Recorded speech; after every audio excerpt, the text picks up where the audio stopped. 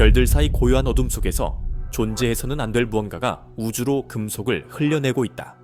먼지도 기체도 아닌 산업용 순수 니켈이 3위 아틀라스라는 신비로운 성간 천체에서 초당 약 10파운드 4.5궤도의 속도로 분출되고 있는 것이다.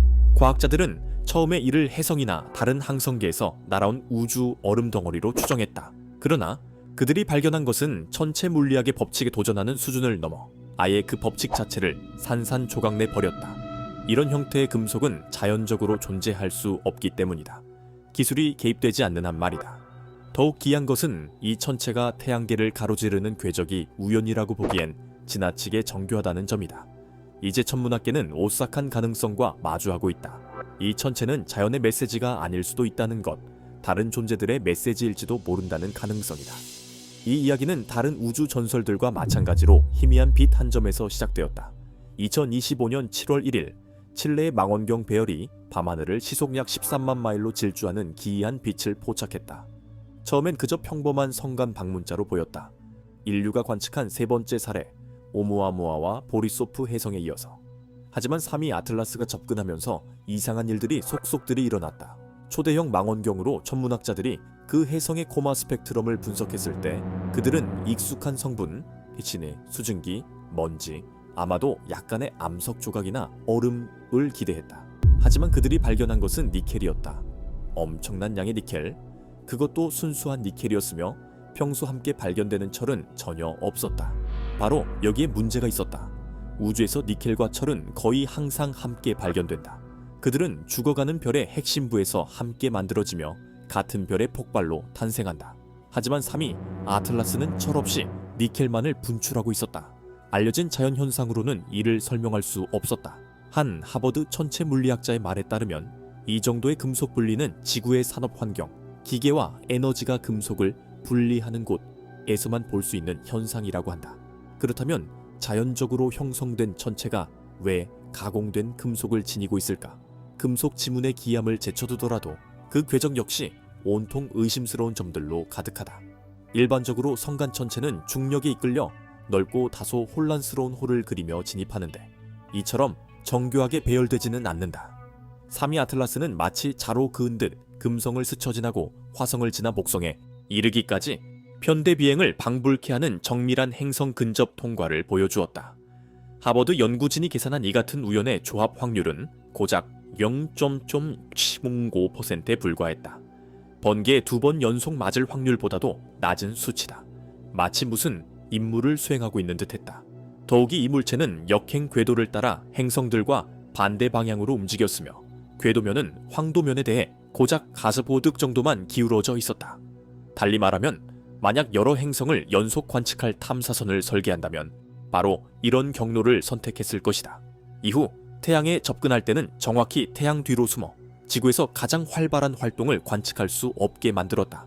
이는 단순한 우연일까? 아니면 감시를 의도적으로 회피한 것일까? 제임스 웹 이 장비를 이 천체에 조준하자 더 많은 불일치가 드러났다. 이 해성의 코마는 물이 주성분이 아니었다.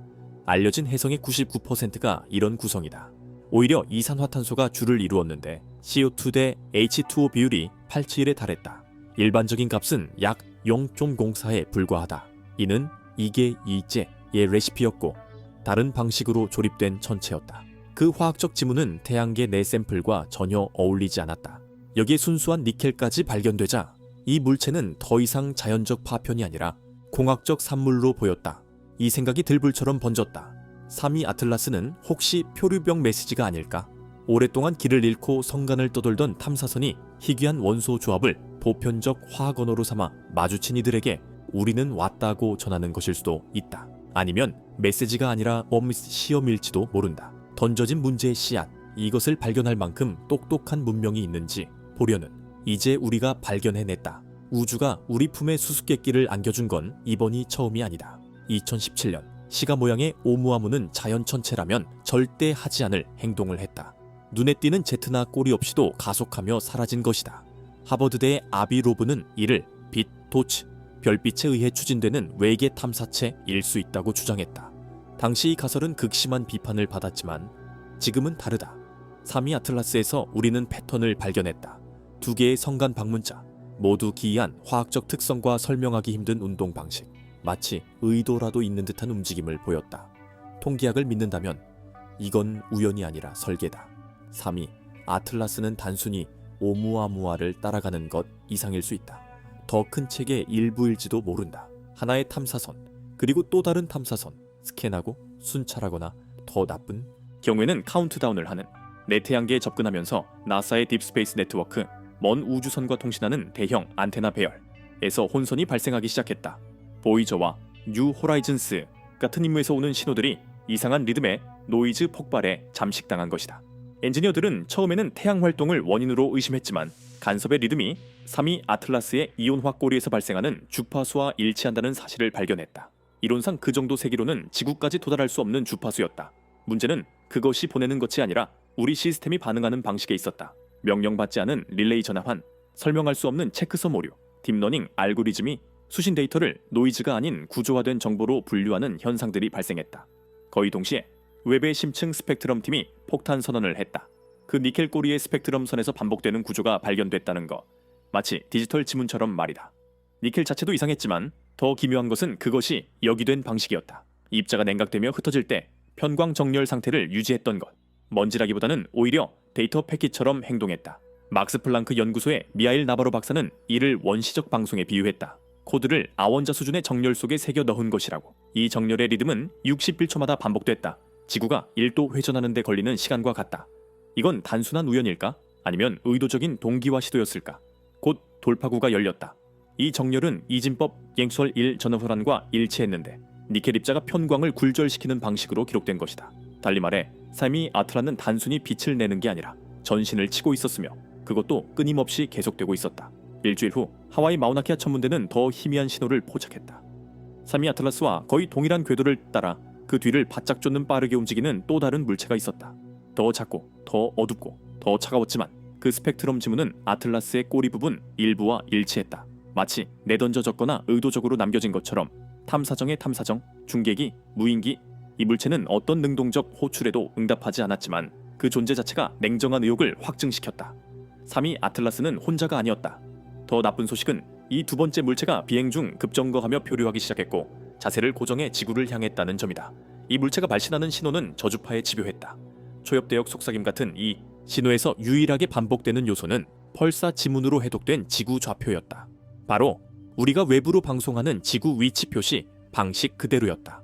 끊임없이 쏟아지는 이상 현상에 맞서 한 독립팀이 고급 시뮬레이션을 구축해 3위 아틀라스의 궤적, 행동, 방사능 및 화학적 출력을 기존 물리 법칙 범위 내에서 역추적하려 했다. 결론은 이랬다. 의도적인 설계 없이는 모든 특징이 동시에 나타날 확률이 고작 0.0002%에 불과하다. 쉽게 말해 자연적으로는 이런 게 탄생할 수 없다는 뜻이다. 더 불안한 사실은 모델이 아틀라스가 니켈 입자를 분산형 센서로 활용해 우주 공간에 뿌리면서 중력장과 자기장의 정밀 지도를 작성하는 방식을 보여줬다는 점이다. 그 정확도는 소름제 끼칠 정도였다. 그것은 단순히 지나가는 게 아니었다. 행성 하나하나, 위성 한 개 한 개, 영향권 안에 든 모든 영역을 샅샅이 스캔하고 있었다. 마치 자동화된 고고학자가 오래된 전장에서 데이터를 수집하듯 말이다. 하지만 왜일까?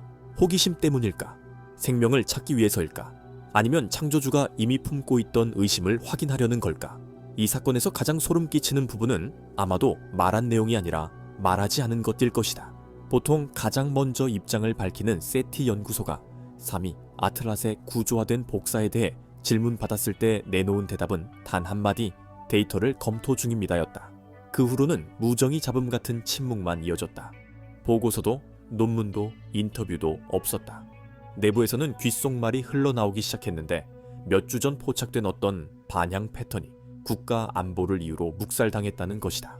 유출된 메모에는 니켈 이진 신호를 심우주 네트워크 역사 기록과 대조한 결과 연관성이 발견됐다는 내용이 담겨 있었는데 이는 3위 에이틀락과 단순히 도청만 하는 게 아니라 우리가 수십 년 전 보낸 무언가에 응답하고 있을지도 모른다는 암시다. 만약 이게 사실이라면 이건 첫 접촉이 아니라 답장인 셈이다. 당시 오무아무아는 학계를 양분시켰다. 자연산인가 인공물인가. 그러나 3위 아틀라스가 밝혀낸 것은 더 이상 각자 주장으로 넘길 수 없는 수준이다. 그것은 우리가 재현할 수 없는 화학적 특성, 해독 불가능한 데이터, 그리고 마치 결정을 내리는 듯한 행동을 남겼다. 일부 비공식적인 모임에서 천체 물리학자들은 더 이상 그것을 혜성이나 소행성이라 부르지 않고 단순히 그 물체, the object라고 칭한다. 분류체계 바깥에 존재하는 구조물을 부르는 명칭이다. 소문에 따르면 여러 국가들이 그 금속 꼬리의 잔해를 차단하기 위한 기밀 임무를 준비 중이라고 한다. 호기심 때문이 아니라 이 사안이 너무나 중대하고 위험해서 방치할 수 없기 때문이다. 우리가 파편이라 불렀던 것들은 어쩌면 빵 부스러기일지도 모른다. 충분히 똑똑한 이들이 길을 따라 주워 담을 수 있도록 남겨진, 이제 더 이상 묻지 말아야 할 질문은 그것이 무엇인가도 누가 보냈는가도 아니다. 진짜 물어야 할 것은 만약 상대방이 우리가 이미 눈치챘다는 사실을 알게 된다면 무슨 일이 벌어질까? 다 3위 아틀라스는 단순히 우리 태양계를 통과한 것이 아니다. 빛을 내고 맥동하며 산업용 금속의 흔적을 남긴 것 이상이다. 그것은 화학 속에 편지를 숨겼고 물리학으로 위장한 신호를 남겼으며 우리가 무작위의 파편이라 여겼던 것들 속에 패턴을 심어놓았다. 도구와 용기를 가진 이들에게 먼지를 털어내면 드러나는 것은 공포이자 동시에 명확한 결론이다. 그것은 소통을 원한 게 아니라 암호를 읽을 만큼 똑똑한 관찰자들에게 이해받기를 원했다는 사실이다. 공학적으로 설계된 금속을 분출하고 정밀한 궤적을 따라 움직이며 데이터 패키드를 모방하고 심지어 우리의 초기 전송에 반응하기까지 하는 이런 대상을 뭐라고 부를까요? 혜성이라고 부르진 않을 겁니다. 우주 쓰레기라고도 부르지 않을 거예요. 당신은 이것을 기술이라고 부를 것입니다. 진정으로 잠 못 이루게 만드는 건 이거다. 만약 3위 아틀라스가 정말 탐침이자 정찰병, 센서, 우리를 압도하는 어떤 존재의 일부라면 그것은 정보를 보내는 게 아니라 수집하는 중이었다. 우리 행성에 대한, 우리의 전자기장에 대한, 우리의 반응 속도에 대한, 우리의 과학적 능력에 대한, 우리의 공포에 대한 정보. 이제 그것은 필요한 것을 챙겨 사라진 듯하다. 남은 건 흩어진 궤적과 침묵 속 의문뿐. 단 하나 확실한 건 그것을 보낸 존재는 이제 우리가 그걸 목격했다는 사실을 알게 됐다는 점이다. 어쩌면 그들이 기다리던 건 바로 이 순간이었을지도 모른다.